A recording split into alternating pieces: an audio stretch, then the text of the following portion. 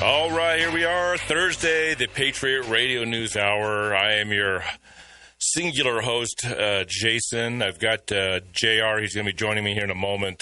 I'll just do gold and silver, do the markets. Dow is down 700 points. It just seems to be going really fast, down 710, down 715. So it's having some hardships right as we start the program. Now down 723.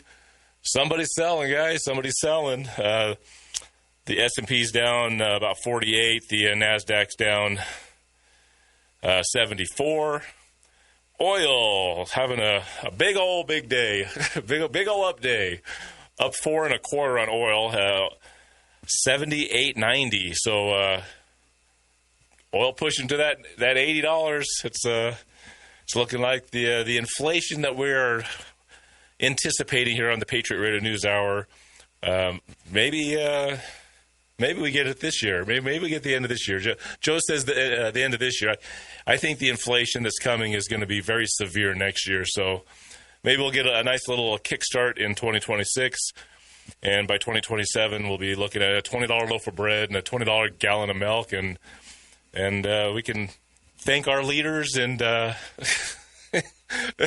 and everybody that makes those decisions. Meanwhile, what do you do to soften the blow of a $20 loaf of bread? You put every bit of your hard-earned money, your blood, sweat, tears, and time, you put it in gold and silver. Your savings needs to be in gold and silver. Gold and silver has been a leading indicator of inflation. It went to $2,000 in 2020 during the COVID emergency. There was no inflation in 2020, but the inflation was getting ready to get cooking. So gold went first. Silver went up a little bit as well, and gold hit $2,000. And then the inflation smashed us right in the face in 2021 and 2022. Gold just kind of hung out there at $2,000. It went down to $1,800, $1,700, got back up to $2,000 in 2021 after the January 6th thing went on, and everybody was worried about who's going to be our president. But gold kind of went sideways for a while, and then here we are. Economic winds are blowing. The storm is coming. And what did gold do? Valentine's Day 2024. Just 2 years ago, gold was at $2,000. Today, even though gold's down $40 right now, it's at $5,100 in 2 years. Silver, which kind of sat there in the $25 to $30 range, last May it was at $31 or $32. Well, it's down $1.27 today, but it ain't $29 or $30. It's $82.25.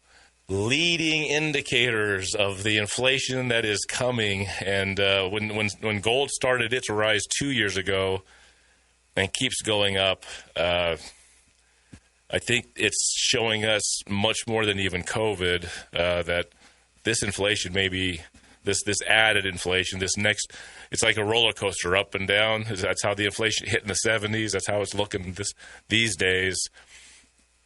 We're looking like we're climbing. We're going to be climbing that hill. It's going to go straight up. The prices are going to go straight up, and gold and silver will protect your savings. Don't have $100,000 sitting in your savings account, and then a couple years later, feel happy that, look, I still have my $100,000. I'm whole. Although if you just would have spent it on beans and rice, dry beans and rice stored in your pantry, it would hold its value better there than that digital number you're looking at in your bank account. So better than beans and rice. And you could put millions of dollars of gold into a shoebox would be gold. Silver as well. You call us at 800-951-0592. And the markets, somebody is very unhappy right now. Now the Dow is down 770. The S&P is down 55. The NASDAQ is down 117. There's some unhappiness. The Dow at 50,000 is now a Dow at 47,970.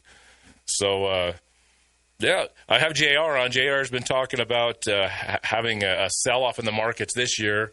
I'm thinking we're going to have a sell-off of the markets more later, but it's selling off a little bit. When I talk about sell-off, I'm talking about a huge market collapse.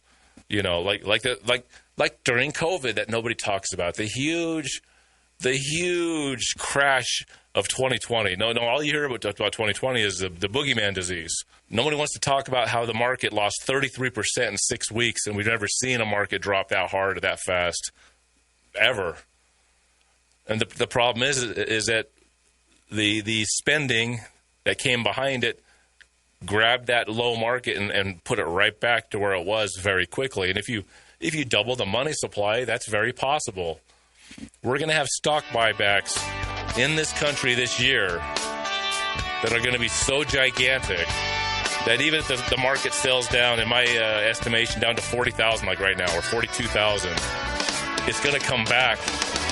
There's a whole bunch of money coming, guys, and that inflation is getting ready to smack us upside the head. So I got JR coming on. We're going to talk quite a bit more about this when we return. Welcome back to the Patriot Radio News Hour. I got I got JR. Lots of J's going on there. We got Joe's, we got Jack's, we got Jason's, we got JR's. JR, hey, you. I'm sure you'll listen in on that first segment. I just wanted to let everyone know that the prices of things are going to get really, really painful. And what do you see going on? It's kind of interesting to watch the markets have a really stinky day, like right when we're on the air. Well, first of all, thanks for having me on. You can hear me, I trust. Oh, you're doing great.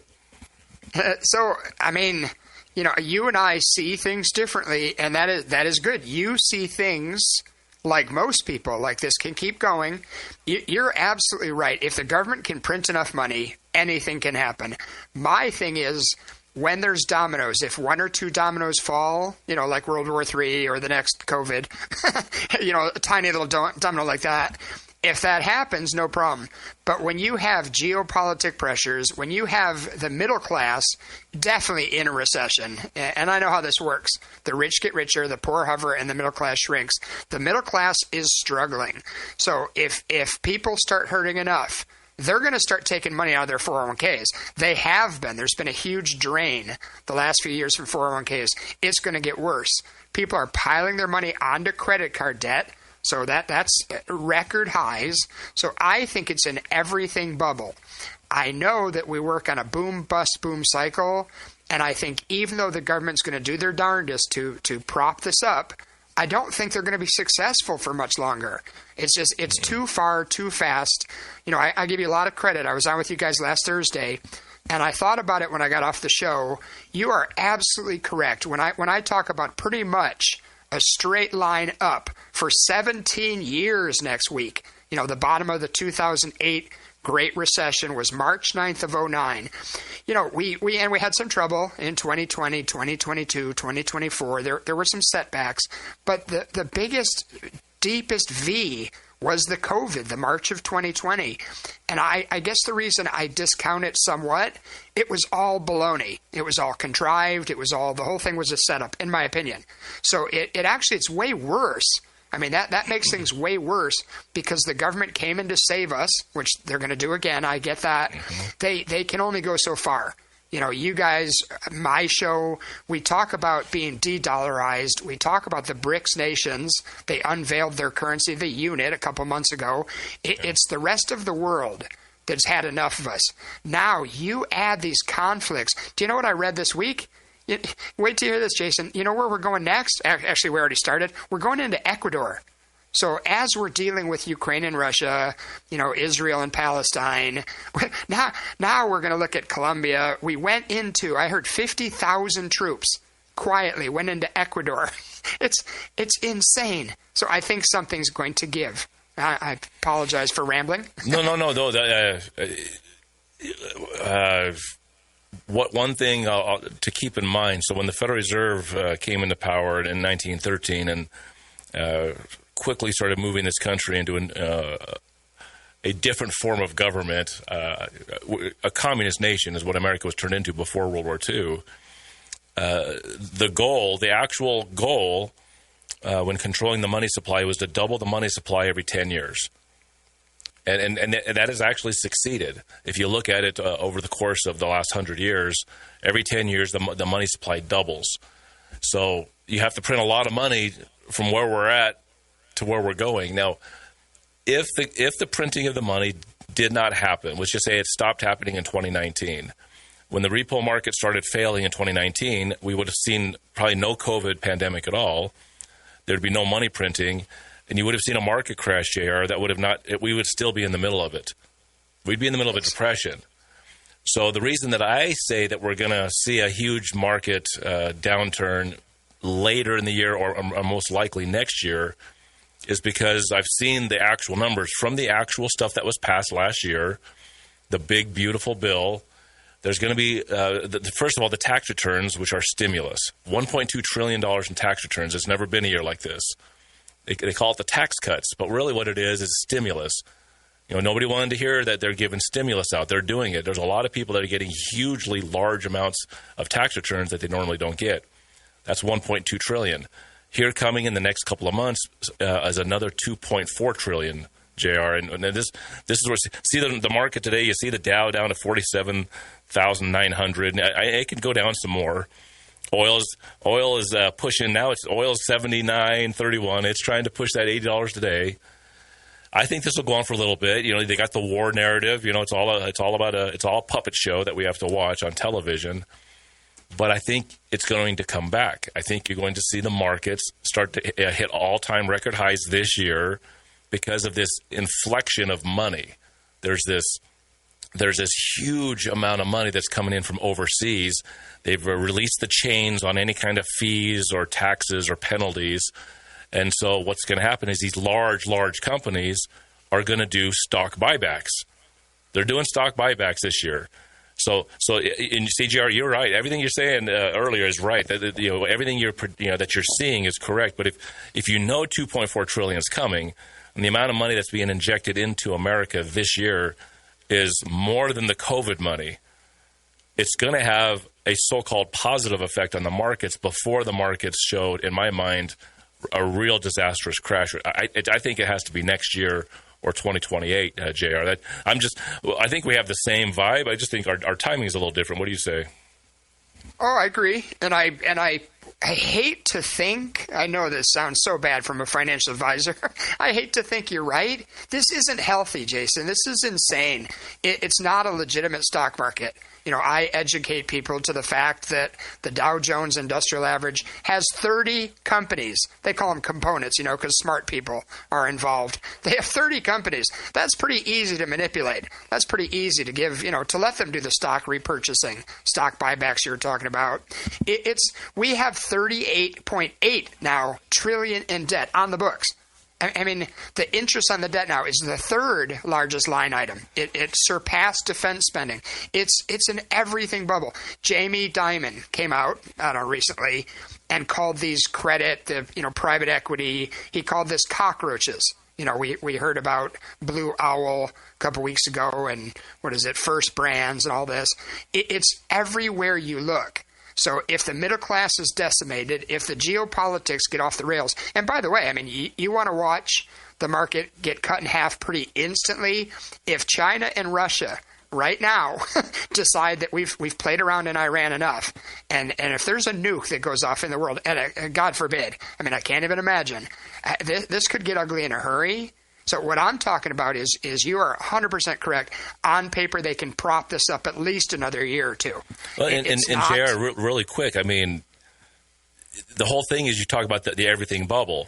Well, I think if you're somebody that makes decisions on how the economic system is going to move, you're going to time when that bubble gets deflated or just pops, right? To me, understanding that we have oligarchy, we don't have a two-party system, we have a one-party system. You pop it towards the end of a Republican's term so that let's just say Trump here, Trump has 243 executive orders he's passed. He is passing freedom-stealing legislation on the executive side that dwarfs any president since World War II. Who's going to enforce all that stuff? Because executive orders, they don't really have power unless the next president leaves them in place. A Democrat president will get and how do you get a Democrat assured to get elected in 2028? You crash the market in 27 or in 2028. So you inject all the cash this year. You artificially keep these markets high, right? You got the ugly war going on, so you'll get your Democrat Congress or House passed, and then you can fool everybody into getting a communist president. Democrat will come in and enforce all of the crap that's being put into place because we're having emergencies.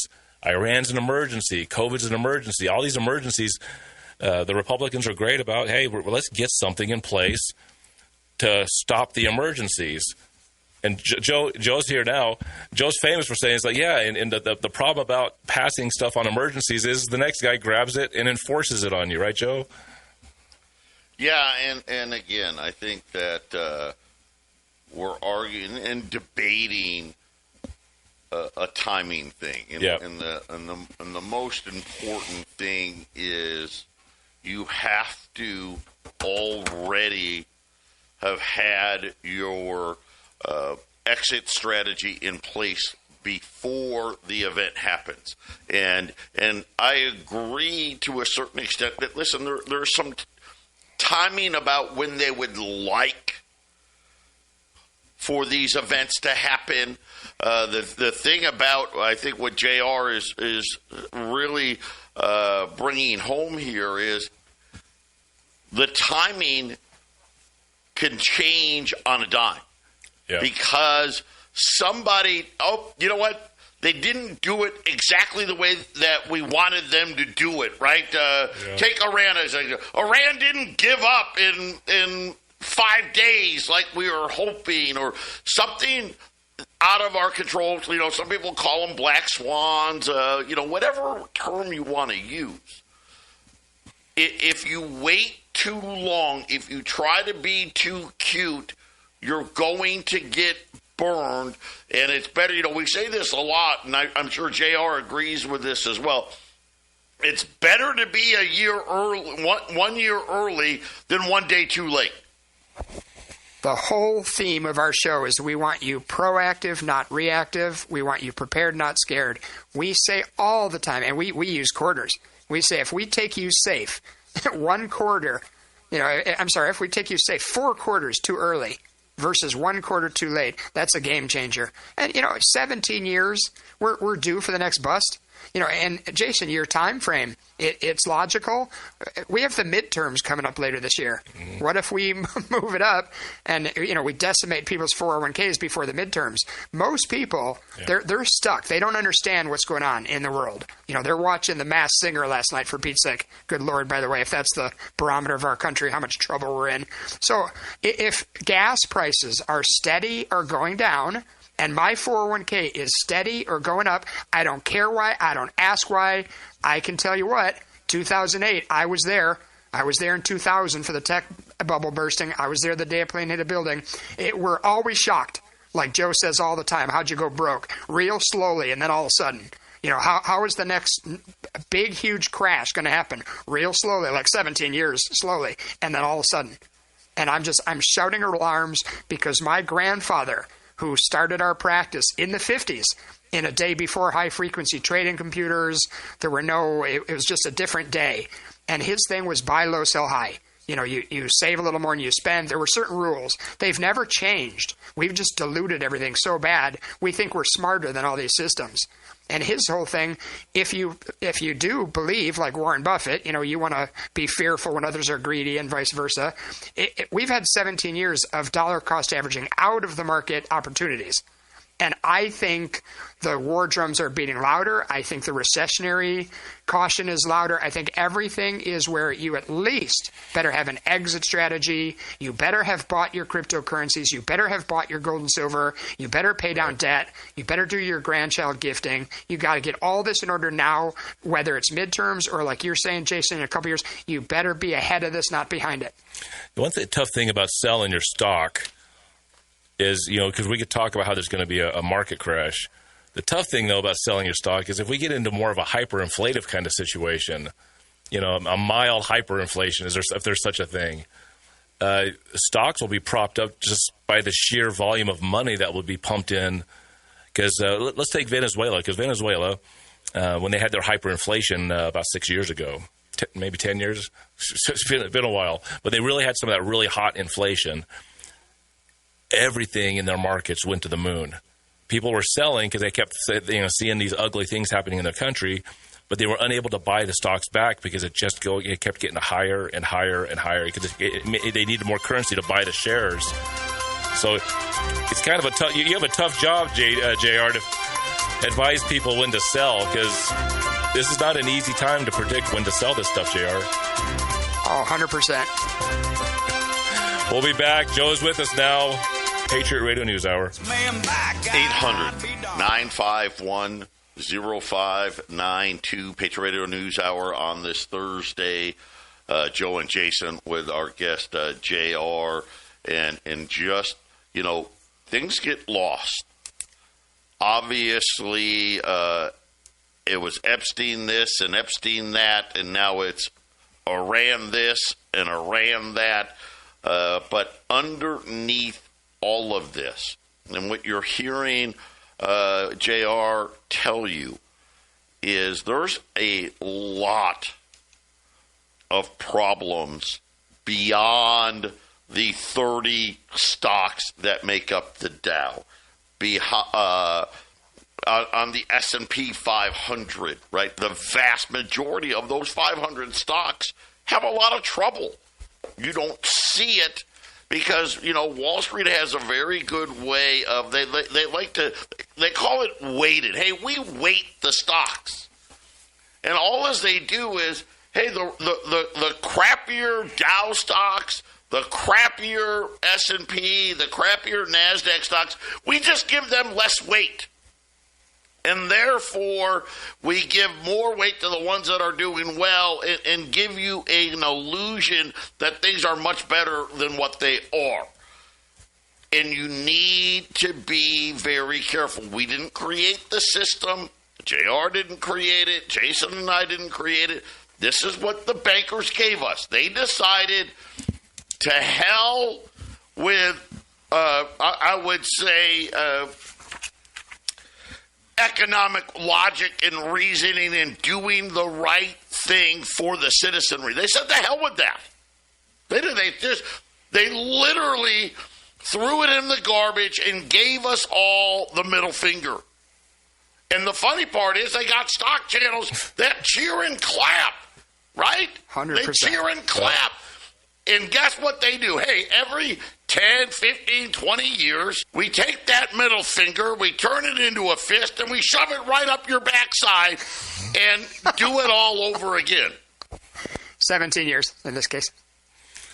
The way I view the stock market nowadays, because it's just a few players that pretty much move the entire thing, it's completely rigged at that point. It's not an organic market.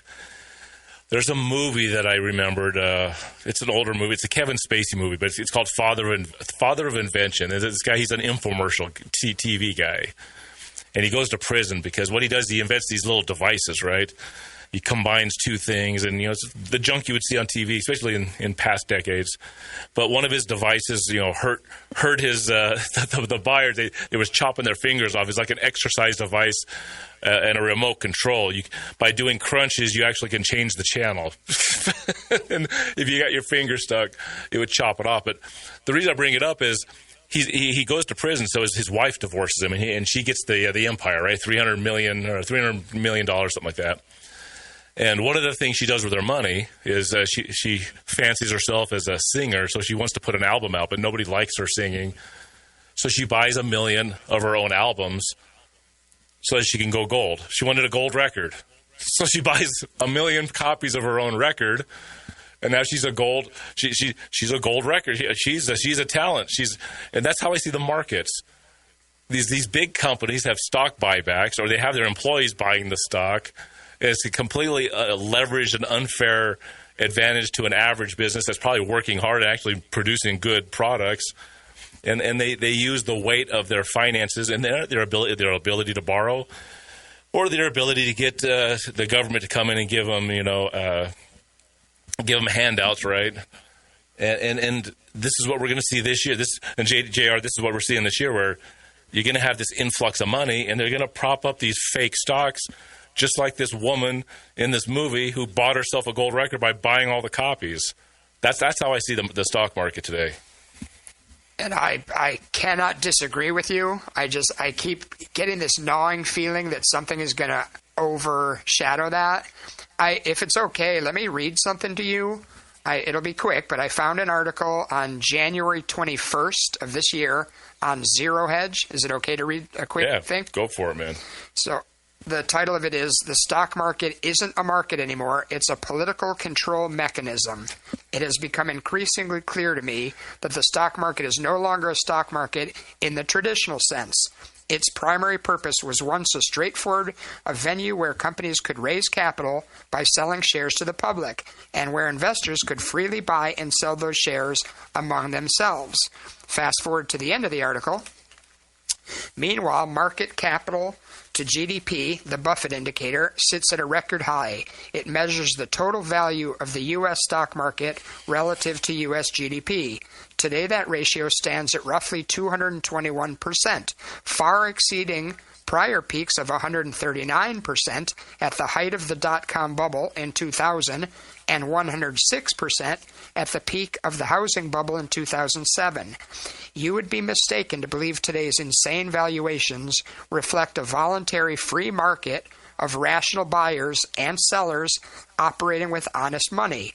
What we are witnessing instead is the financial equivalent of a carnival funhouse, a distorted, warped, mirror-shaped, and ever-increasing supply of fake money. I'll read one more sentence because this is the part, that part is what I'm thinking. This part, Jason, 100% justifies what you're saying. The far more likely outcome is that we'll continue to experience a melt-up in normal terms until they destroy the currency. Ludwig von Mises, the godfather of the free market Austrian economics, summed up the U.S. government's dilemma. There is no means of avoiding the final collapse of a boom brought about by credit expansion.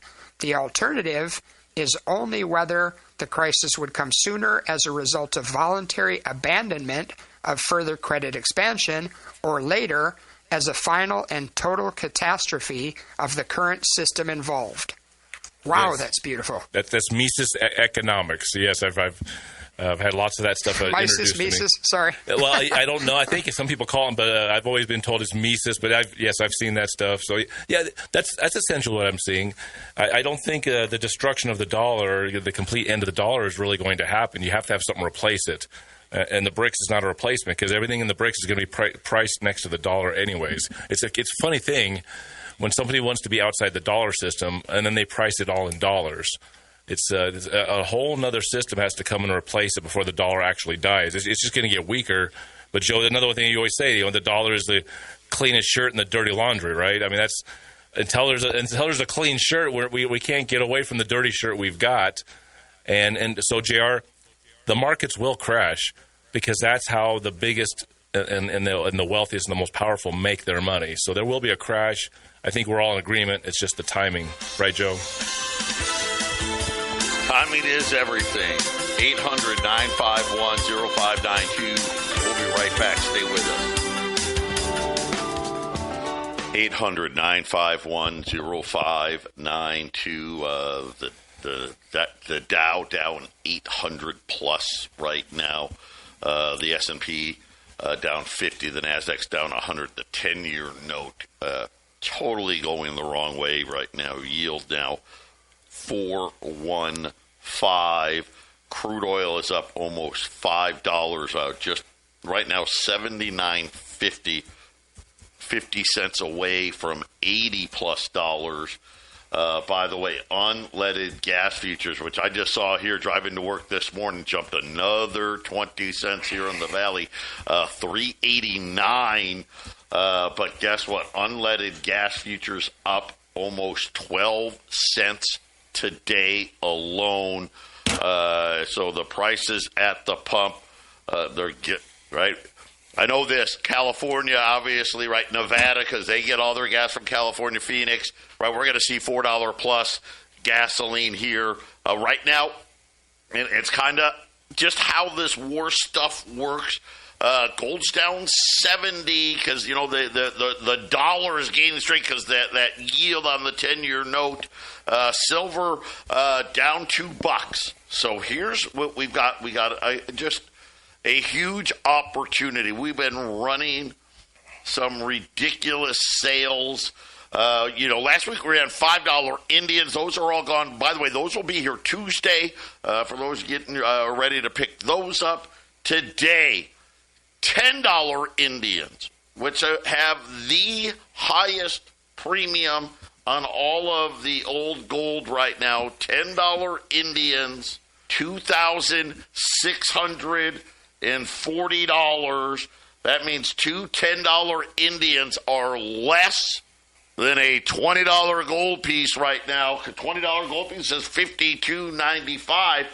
Two $10 Indians, $52.80, and then rolls of U.S. Silver Eagles, $18.95. $18.95 on rolls of U.S. Silver Eagles. So two great ways to get yourself a little more security, a little more protection as we continue to watch. Any, we don't know, right? Any of these black swans appear, and all of a sudden we've got a much different problem on our hands. And then, JR, give out your contact information so people can contact you and get prepared with their other assets that they're holding.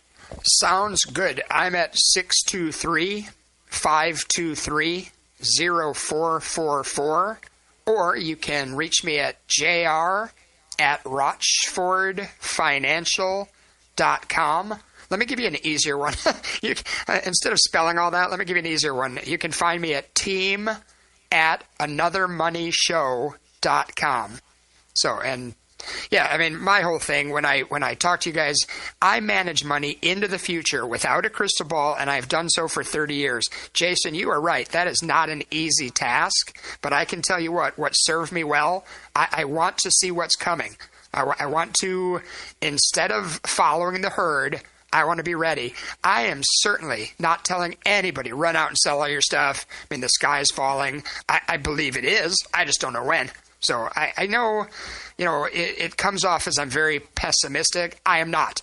I'm not an optimist. I'm not a pessimist. I'm a realist. And this world and this country, things are not adding up. So I want to make sure people are awake, they're aware, they're nimble. I believe in diversification and moderation. I can help people get that done. And that's why I love you guys. You do something I don't do. I do something you don't do. I love that we're working together. Sometimes the best path is just to sell a little bit off as you need it, I guess, right? Sure. Yeah, you talk about that with hyperinflation. I mean, people that have been stacking over the years, people that have gold and silver, they may need it. People that have stocks and bonds, they may need it. And I'm an advocate of having some physical cash at home, having some money in the banks. We have to. They're an unnecessary evil. Having some stocks and bonds, having some cryptocurrencies. I mean, you guys over the last year have educated me that whether I like the fact that cryptocurrencies are a thing or not, they're coming, with or without me. We passed the Genius Act last summer. The government said our next currency's ready. We're going to do stable coins backed by U.S. Treasuries. So, when we talk about the currency change, it won't be the unit for us. It's going to be a central bank digital currency. When is it coming? I don't know. This whole show's theme is on having a crystal ball and when's coming. Yeah, it's something where you've got great options here. Whether it's getting more of gold and silver put away. If you've never bought gold and silver before, this is a huge opportunity. $10 Indians in the 20 some odd year, almost 23 years that I've been doing this. Maybe once, and I don't know. I don't remember a time where I've done two $10 Indians for less than a $20 gold piece. Buying $10 Indians this close to the spot price, it just doesn't happen. But today, $2,640. It's just under a half an ounce of gold in each of these $10 Indians. And then, of course, rolls the U.S. Silver Eagles. Silver, we always talk about it. It's the volatile little brother and all that stuff. Yesterday, Silver Eagles were back above $2,000 a roll. $18.95 today. Hey, save yourself some money. Get some more put away. 800-951-0592. And for those of you that are wondering what happened, it has been confirmed Iran has struck another oil tanker in the Strait of Hormuz. The tanker is on fire right now and leaking into the strait. So I guess here we go again, right? Hopefully we didn't insure that tanker already, because that would suck, right? But the American taxpayer, we might be on the we may be on the hook for that as well. We'll be back. It'll be priced in dollars. 800-951-0592. The Dow down 800 points right now. Gold's down 60, so better than it was a little bit ago. 5,080. Great opportunity on $10 Indians today. $2,640. You get two of those. $52.80. Wow, that's only $200 over spot. What a great time to be buying gold. And then silver coming. You know what? It moves so fast. It's was down $2.25. Now it's down $1.75. But either way, rolls of U.S. Silver Eagles, $1,895. The big news. This may be the second vessel now to be hit. Yesterday there was a report of a Kuwaiti tanker that was hit. Today, a confirmed report by the British Navy that a vessel in Iraqi waters was struck and is now on fire, an oil tanker, and saying that there was a small boat witnessed fleeing the area at a high rate of speed. And I only bring that up because we like to say how we've destroyed the Iranian Navy. Yeah, I would probably the ones that we would consider actual Navy ships. But you know what, Joe? I think the Iranian Navy now is more like rafts, that go real fast. I think I identified. I don't think it's unidentified. It's not Iranian. I think it's a Venezuelan drug boat. I think that's what's running from the scene. Yeah. Shoot it down quick. There's drugs on there. Oh, wait a minute. No, we've moved on from that. It's all about oil now. Yes.